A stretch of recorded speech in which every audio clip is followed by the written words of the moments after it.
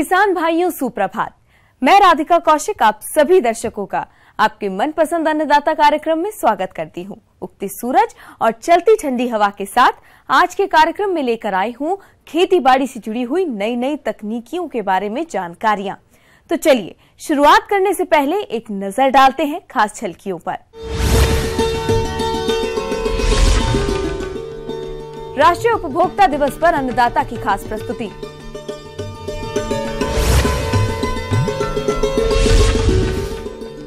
अधिक फलन के लिए अनार के बाग में जरूरी कार्य।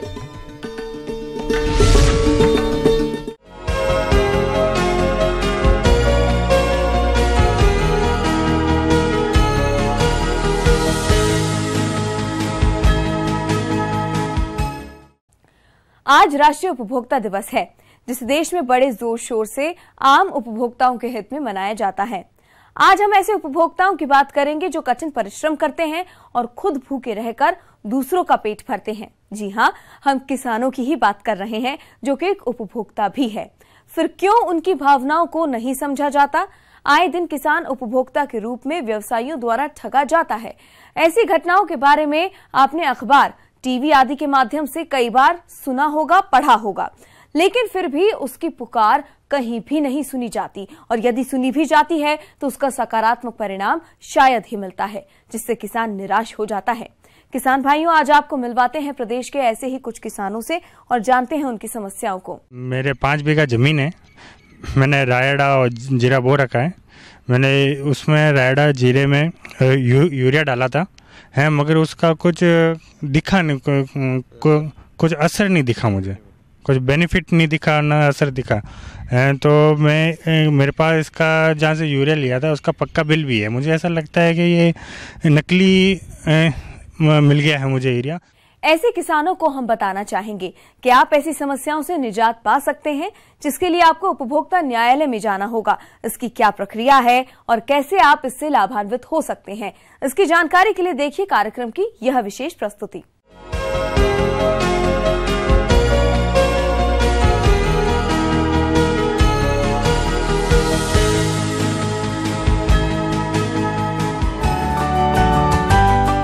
उपभोक्ता के विभिन्न हितों को ध्यान में रखते हुए प्रत्येक वर्ष 24 दिसंबर को राष्ट्रीय उपभोक्ता दिवस मनाया जाता है।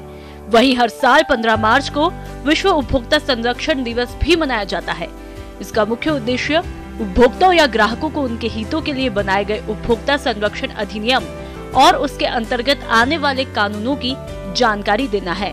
आज भी हमारे देश में उपभोक्ताओं को इन अधिनियमों की ठीक जानकारी नहीं है। खासकर ग्रामीण क्षेत्रों में रहने वाले किसान ठगी के ज्यादा शिकार होते हैं। उपभोक्ता दिवस के अवसर पर सारे उपभोक्ता बंधुओं और खासकर किसान भाइयों को नमस्कार।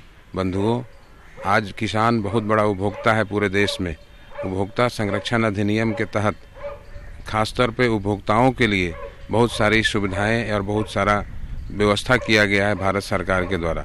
बंधुओं, आप किसान बंधु पूरे देश में एक अन्नदाता हैं। सारे देश को अन्न देने का काम आपका है, परंतु किसी हालत में किसान बंधु खाद, बीज या कोई इक्विपमेंट्स, कोई मशीन खरीदते हैं और उसमें ठगी का शिकार होते हैं, तो एक किसान भाइयों के ऊपर दोहरी मार होती है।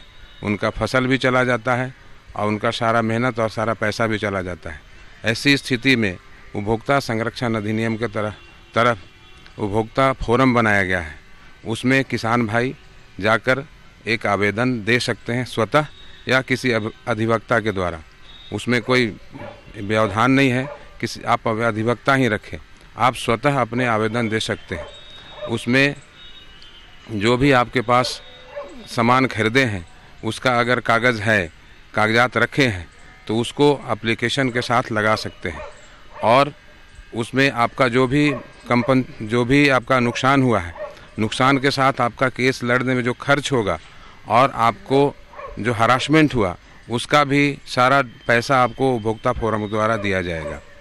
सबसे महत्वपूर्ण बात है कि 1 लाख तक आपको 100 रुपया का बैंक ड्राफ्ट या पोस्टल ऑर्डर के द्वारा फीस देना होगा, जो अध्यक्ष के नाम से दे होगा।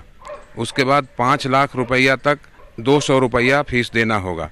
उसके बाद 5 लाख से 20 लाख तक आपको 500 रुपया बैंक ड्राफ्ट या पोस्टल ऑर्डर के द्वारा फीस देना होगा। अगर आपका क्लेम 20 लाख से ऊपर 1 करोड़ तक होता है तो राज्य उपभोक्ता फोरम में जाकर के आप वहाँ दे सकते हैं। अगर आपने कोई रसीद किसी कारण से नहीं रखा है तो शपथ पत्र के द्वारा अपना एविडेंस, अपना साक्ष्य प्रस्तुत कर सकते हैं अपने वाद के पक्ष में, जिसके द्वारा शपथ पत्र दाखिल करने के बाद अपने जो भी मित्र हों, जो किसान बंधु जो उनके साथ खरीदने गए हैं, वो बताएंगे कि हाँ इनके दुकान के द्वारा ये खरीदा गया है और उसका पूरा लाभ उनको मिलेगा। एक बात बताना चाहेंगे, जो भी किसान बंधु उपभोक्ता फोरम में जाते हैं और उनका अपील, अगर उनका आवेदन खारिज कर दिया जाता है नीचे कोर्ट से, तो उनको ऊपर कोर्ट में स्टेट कमीशन में उनका कोई फीस नहीं लगता है। बिना फीस का ही वो अपना आवेदन 30 दिनों के अंदर में दाखिल कर सकते हैं। पूरा हरासमेंट का पैसा, पूरा मुआवजा उनको दिया जाता है। कंज्यूमर प्रोटेक्शन एक्ट जो बनाई गई है वो उपभोक्ताओं के लिए ही बनाई गई है और इसलिए बनाई गई है कि सहजता से उनका काम हो सके, उन्हें कोई परेशानी नहीं झेलनी पड़े। वो हमारे पास आए, किसी भी एडवोकेट के पास जाए, और इवन इसकी इतनी सरल है कि एक एप्लीकेशन भी लिख करके अगर वो कोर्ट में डाल देते हैं तो उस पर भी कोर्ट ये ले लेती है। एक फॉर्म मिलती है, वो फॉर्म ले लें, उसको फिलअप करें, कोर्ट में केस चलेगी, उसके बाद उन्हें उसके लिए ये हो जाएगी। हमारे किसान अगर खरीदी करते समय कुछ बातों पर ध्यान दें तो ठगी का शिकार होने से बच सकते हैं। तो क्या है वो जरूरी बातें जो खरीदारी के समय ध्यान में रखनी चाहिए, इस बारे में बता रहे हैं हमारे विशेषज्ञ। तो देखें और लाभ उठाएं। किसान भाइयों, जैसा कि आपको पता है कि 24 दिसंबर प्रतिवर्ष उपभोक्ता संरक्षण कानून के रूप में मनाया जाता है।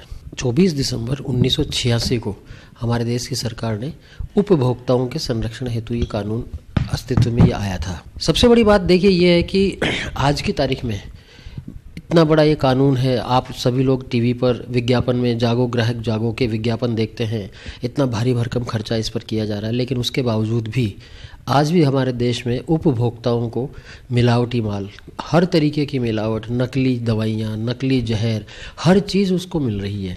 अब इन सब चीज़ों से बचाव के लिए चूँकि भारत सरकार ने ये निर्णय लिया है कि उपभोक्ता को जागरूक करना है, तो जितने भी कंज्यूमर हैं उन सभी को जागरूक करने के लिए, और विशेषकर चूँकि मैं कृषि से जुड़ा हुआ आदमी हूँ, मैं किसान भाइयों के लिए मैं ये बात ज़रूर कहना चाहूँगा कि जितने भी किसान भाई जो भी माल खरीदते हैं, चाहे खाद हो, बीज हो, दवाएँ हैं, उर्वरक हैं, और ये सब क्या होता है कि आप और हम लोग अपने अधिकारों के प्रति जागरूक नहीं हैं। अगर हम जागरूक नहीं हैं तो ही तो हमें जो मार्केट में, बाज़ार में जो हम माल खरीद रहे हैं वो घटिया माल मिल रहा है, नकली दवाइयाँ मिल रही है, जहर जो नकली है उसको पता नहीं किस कंपनी का कह करके और कौन हमें बेच जाता है, हमसे पूरी कीमत वसूल की जाती है, लेकिन उसके बावजूद भी किसान भाइयों को उचित चीज़ नहीं मिल पाती है।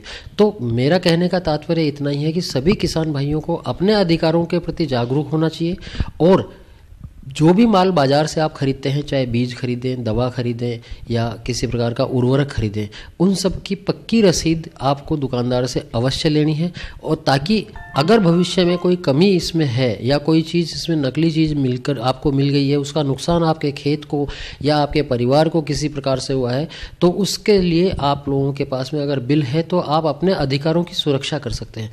तो उपभोक्ताओं के अधिकारों के संरक्षण हेतु ही यह उपभोक्ता दिवस मनाया जाता है, और 24 दिसंबर 1986 से ये कानून हमारे देश में लागू है। समय समय पर 1989 में, 1993 में, 2002 में सरकारों ने इसमें विभिन्न संशोधन भी किए हैं, और मैं उम्मीद करता हूं कि आप सभी किसान भाई भी आने वाले समय में बाजार से जो भी माल खरीदते हैं उस माल की पक्की रसीद लें, अपने अधिकारों के प्रति जागरूक हों। इतने जागरूक होने के बावजूद भी अगर आप किसी प्रकार की धोखाधड़ी के शिकार होते हैं, यानी आपको घटिया माल मिलता है, बीज आपने लिया उगा नहीं, फर्टिलाइजर डाला उसकी कोई वैल्यू नहीं, वो कोई काम का नहीं है, डुप्लीकेट आ गया है, तो इस स्थिति में राज्य में, देश में हमारे कंज्यूमर कोर्ट यानी कि जो उपभोक्ता अदालतें हैं उनमें आप अपना केस लगा करके और अपने माल की पूरी कीमत और साथ ही साथ उसका हर्जाना, क्योंकि पिछले कुछ समय से आप देख रहे हैं कि बड़ी बड़ी कंपनियों के विरुद्ध कंज्यूमर कोर्ट जो है बहुत बड़े भारी जुर्माने की सजाएं दे रही हैं, साथ ही साथ उसकी कीमत भी उसको दी जा रही है। इसमें आप अगर इस तरीके से काम करते हैं कि कंज्यूमर कोर्ट जा करके और अगर आप अपनी शिकायत दर्ज कराते हैं तो आपको निश्चित रूप से आर्थिक नुकसान जो है उससे तो आप बच ही सकते हैं, और साथ ही साथ आप अपने परिवार की भी सुरक्षा कर सकते हैं। ये थी कुछ उपयोगी जानकारियां। अब लेते हैं एक छोटा सा ब्रेक, जल्द लौटेंगे और कार्यक्रम में आगे है महत्वपूर्ण जानकारियां। बने रहिए हमारे साथ।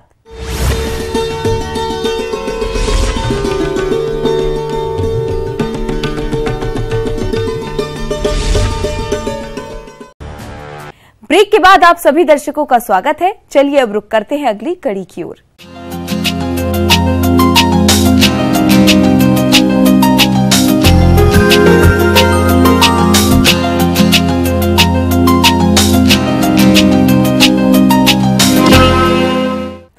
फलों में अनार का प्रमुख स्थान है। इसकी बाजार में मांग भी वर्ष भर बनी रहती है। जिन किसान भाइयों ने अनार के बाग लगा रखे हैं, उन्हें इन बागों से गुणवत्ता युक्त अधिक फलन मिले, इसके लिए अनार के बाग में किए जाने वाले प्रबंधनों को उचित तरीके से करना होगा। तो बागवान भाइयों, अपने अनार के बागों में समसामयिक कार्यों को कब और कैसे करें, इस बारे में जानते हैं बागवानी विशेषज्ञ प्रवीण बर्डे से। अनार की प्रबंधन के बारे में चर्चा करना चाहूँगा। किसान भाइयों, अनार का बगीचा लगाने से पूर्व प्रत्येक किसान को यह जानकारी होना आवश्यक है कि वह किस प्रकार की किस्मों का चुनाव करने जा रहा है। इसमें यदि उन्नतशील किस्मों का यदि चुनाव करता है तो उसको अच्छा उत्पादन प्राप्त होता है। इसमें अनार में कुछ उन्नतशील किस्में जैसे गणेश, ज्योति, मृदुला, ढोलका, भगवा, अरक्ता आदि किस्में यदि वह लगाता है तो काफ़ी अच्छा उत्पादन प्राप्त कर सकता है।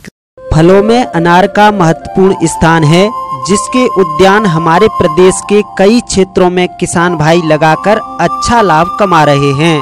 लेकिन वहीं दूसरी ओर कुछ किसान भाइयों को अनार के उद्यान में किए जाने वाले प्रबंधन कार्यों जैसे बगीचों को खरपतवारों से मुक्त रखना, आवश्यकता अनुसार सिंचाई, उर्वरकों का संतुलित मात्रा में प्रयोग तथा फसल को कीट व रोगों से बचाना इत्यादि की सही जानकारी नहीं होने के कारण अनार के उद्यान में जल्द ही अनेक प्रकार के कीट व रोगों का प्रकोप होने लगता है, जिसके कारण पौधे कमजोर हो जाते हैं और आने वाले समय में ऐसे पौधों से उन्हें कम उत्पादन की प्राप्ति होने से आर्थिक हानि का सामना करना पड़ता है। तो हमारे जिन किसान भाइयों ने अनार के उद्यान लगा रखे होंगे, तो उनमें इस समय कौन कौन से प्रबंधन कार्यों को कब और किस प्रकार से अमल में लाया जाए, जिससे कि उनको अधिक से अधिक उत्पादन की प्राप्ति हो सके। किसान भाइयों, इसके साथ ही खरपतवार नियंत्रण, सिंचाई आदि का यदि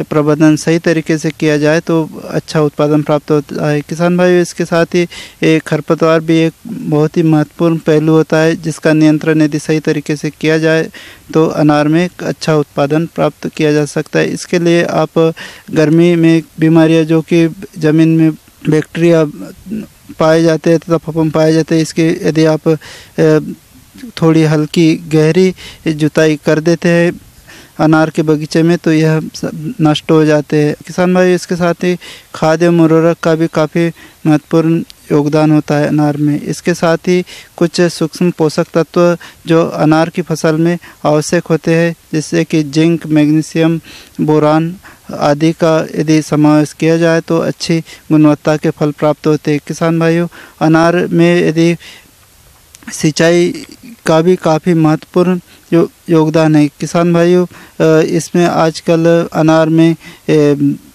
ड्रिप इरिगेशन प्रणाली को अपनाया जाता है, तो इससे कि 43% पानी की बचत होती है तथा इसके साथ ही 30 से 35% उत्पादकता में वृद्धि होती है। किसान भाइयों, इसमें आप ड्रिप के साथ में सूक्ष्म पोषक तत्वों को भी 8 किलोग्राम प्रति हेक्टेयर के हिसाब से देते हैं। फल लगने के बाद में तो काफ़ी अच्छा उत्पादन प्राप्त होता है। किसान भाइयों, इसके साथ ही अनार में एक महत्वपूर्ण समस्या होती है जो कि फलों के फटने की होती है। किसान भाइयों, इसके नियंत्रण के लिए आप नियमित सिंचाई करें। मैग्नीशियम सल्फेट के आप 15% के घोल का यदि छिड़काव करते हैं तो इससे फलों में फटने की समस्या से निजात पाया जा सकता है। इसके साथ में कुछ वैरायटियाँ होती है जो कि फ्रूट क्रैकिंग के प्रतिरोधी होती है, इसको भी आप अपनाते हैं तो यदि फलों में फटने की समस्या से निजात पाया जा सकता है।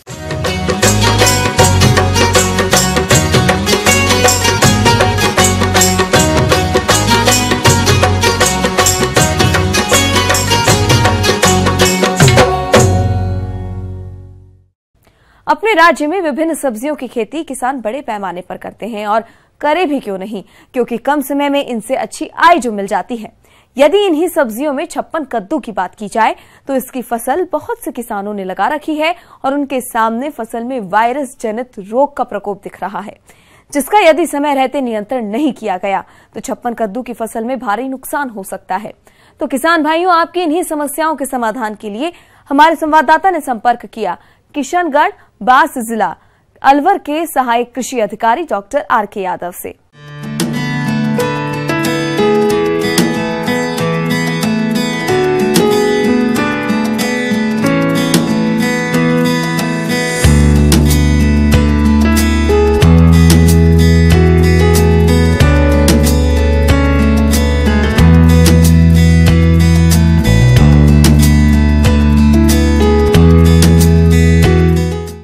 वायरस जो आता है, किसी भी फसल में आए वायरस, वो अपने आप नहीं आता है, यानी कि उसका कोई ना कोई वाहक होता है।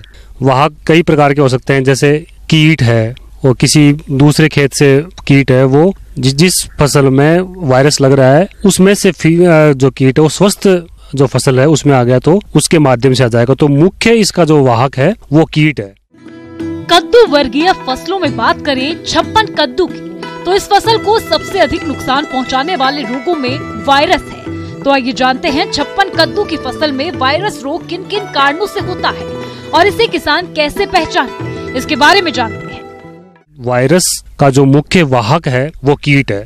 सफेद मक्खी है, फल मक्खी है, इस तरह के जो कीट है, जो रस चूसने वाले कीड़े हैं, उनसे ये वायरस एक खेत से दूसरे खेत में होता है, एक पौधे से दूसरे पौधे में आता है। एक बार एक खेत में आ गया, एक पौधे में भी आया तो वो उसका कंट्रोल नहीं होके वो धीरे धीरे नजदीक वाले पौधे में बढ़ता रहेगा और वो पूरे खेत को खराब कर देगा। किसान भाइयों, यदि आपके छप्पन कद्दू की फसल में वायरस जनित रोग का प्रकोप हो रहा है तो इसके रोकथाम और बचाव के लिए आप कौन कौन से उपायों को अपनाएं, इस बारे में जानते हैं।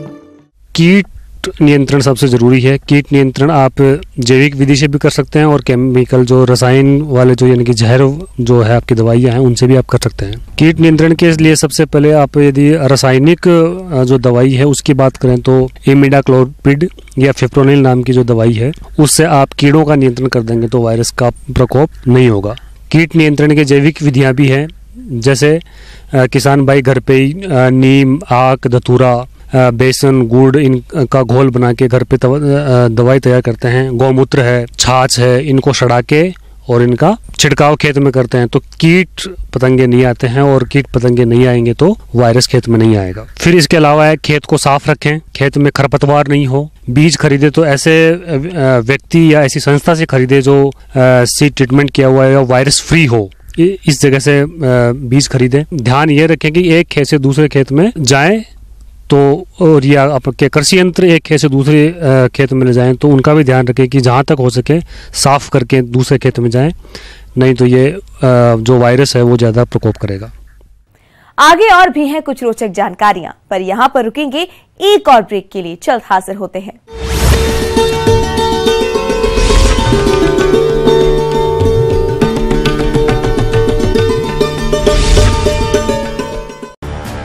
एक बार फिर से आप सभी दर्शकों का अन्नदाता कार्यक्रम में स्वागत है। बढ़ते हैं अगली प्रस्तुति की ओर।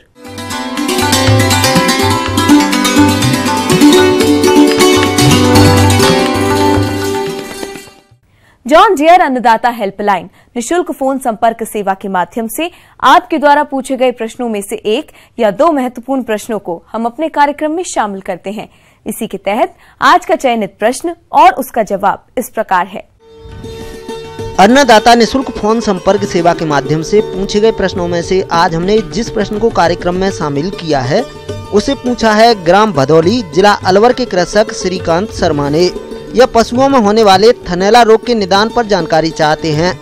तो श्रीकांत शर्मा जी, आपकी जानकारी हेतु प्रस्तुत है कार्यक्रम का यह अंश। में थनैला रोग दो प्रकार से होता है, या तो पशु के शरीर के अंदर से इन्फेक्शन आता है या पशु के बाहर से इन्फेक्शन आ जाता है। बाहर से इन्फेक्शन होता है उसको बोलते हैं असेंडिंग इन्फेक्शन, यानी टीथ के अंदर से इन्फेक्शन बॉडी में जाता है। दूसरा होता है डिसेंडिंग इन्फेक्शन, जो पशु के अंदर से यानी खाने पीने से या किसी पीएच के कारण से या बैक्टीरियल इन्फेक्शन से या फंगल इन्फेक्शन से उसकी वजह से उसकी गादी में आता है। किसान भाइयों, थनैला रोग दुग्ध व्यवसाय के लिए सबसे बड़ा संकट है। भारतवर्ष में गायें, भैंसें एवं अन्य पशु इस रोग से पीड़ित हैं। इसके कारण दुग्ध उत्पादकों को कई हजार करोड़ रुपए का नुकसान इस बीमारी से होता है। थनैला रोग कई प्रकार के जीवाणु संक्रमण के कारण फैलता है। थनैला रोग की गंभीरता को देखते हुए पशुपालकों के लिए जरूरी हो जाता है कि आप इस रोग को पहचानें। इस रोग के अंदर पशु जब ब्याता है तो उनके थन के अंदर दूध कम हो जाता है, दूध खराब हो जाता है, दूध में खून आने लग जाते हैं, गादी के अंदर सूजन आ जाती है। इस प्रकार से पशुपालक को आर्थिक हानि उठानी पड़ती है। पशु दूध से चला जाता है, पशु का थन खराब हो जाता है, टूटकर कई बार गिर जाता है। ये एक आम बीमारी है। पशुपालक भाइयों, जैसा कि ये कहावत है कि उपचार से रोकथाम भला, तो आपको इस थनैला रोग से बचाने के लिए कुछ सावधानियां रखनी पड़ेंगी। तो किस प्रकार से करें अपने पशुओं का थनैला रोग से बचाव, आइए जानते हैं। इस बीमारी के अंतर्गत जैसे पशु ब्याता है तो पशुपालक भाई अपने बाड़े को बिल्कुल साफ सुथरा रखें, ज़्यादा गीला नहीं रखें। पशु ब्याने के दूध निकालने के समय बैठना नहीं चाहिए तुरंत, कि बैठता है तो उसके टीथ खुले रहते हैं जिससे कि इन्फेक्शन अंदर चला जाता है। और ये इन्फेक्शन क्या इतना स्लो जाता है कि पशुपालक को शुरू में पता नहीं लगता। जब उसकी गादी में सूजन आती है तब उसको पता लगता है, तब भी वो काफ़ी देर कर जाता है और निकटवर्ती पशु चिकित्सा संस्था से संपर्क नहीं करता और अपने झाड़े जोड़ी में विश्वास करता है और उसको ये देसी उपचार करता रहता है। जब काफ़ी देर हो जाती है और उसका टीथ बिल्कुल ख़राब हो जाता है। यदि गाय भैंसों में थनैला रोग हो जाता है तो आप किस प्रकार से करें इनका उपचार, चलिए ये भी हम आपको बताते हैं। सबसे पहले तो पशुपालक भाई को अपने पशु को किसी जो रजिस्टर्ड जो तकनीकी जानकार हो पशु चिकित्सक, उससे सलाह लेनी चाहिए और उसके मार्गदर्शन में इसका इलाज कराना चाहिए। इसमें सबसे पशुपालक भाई अपने पशुओं को जो गादी है उसको ठंडे और गर्म पानी से हल्का हल्का सिकताव करते रहना चाहिए, न तो ज़्यादा गर्म हो पानी न ज़्यादा ठंडा हो, पहला उपाय। दूसरा उपाय कि जब दूध निकालें तो दूध निकालने की जो विधि है उसका सही विधि से दूध निकालें। इसमें क्या बंद मुट्ठी से दूध निकालना चाहिए हमेशा, जिससे कि पशु के ऊपर दर्द नहीं हो, उसका पशु पे गांठ नहीं हो। तीसरा, और उसके पशु को किसी भी एंटीसेप्टिक घोल से उसकी गादी को साफ करते रहना चाहिए। और जब किसी पशु चिकित्सक को दिखाए तो उसमें उच्च स्तर की दूध की जांच करा के ही उसकी एंटीबायोटिक सेलेक्ट करनी चाहिए और उसी के हिसाब से उसको इलाज कराते रहे। दर्द की गोली देते रहना चाहिए सुबह शाम दोपहर, और एविल जो अपन कहते हैं एंटीस्टेमिनिक, उसका इंजेक्शन लगाते रहना चाहिए। इस बीमारी में क्या है, सबसे बड़ी बात क्या है, इस बीमारी में पशु के सूजन इतनी आ जाती है कि वो पेशाब करना भी बंद कर देता है। तो एडिमेटस अडर एडिमा भी हो जाता है, जिसके कारण गादी बहुत फूल जाती है और लाल हो जाती है। तो इसके लिए पशु के पेशाब के लिए ये फ्यूरिसेमाइड जो रिमोट इंजेक्शन जो बाजार में उपलब्ध होता है उसका इंजेक्शन भी लगाते रहना चाहिए। राज्य के विभिन्न मंडियों में कृषि उत्पादों के चढ़ते उतरते बाजार भाव की संक्षिप्त जानकारी इस प्रकार है।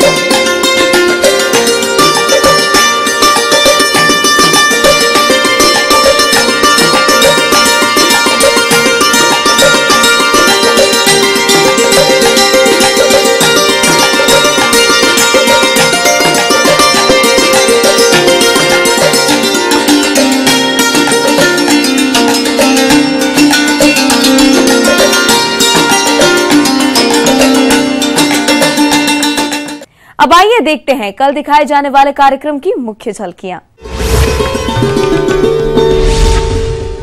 अच्छी बढ़वार हेतु जौ की फसल में किए जाने वाले जरूरी कार्य।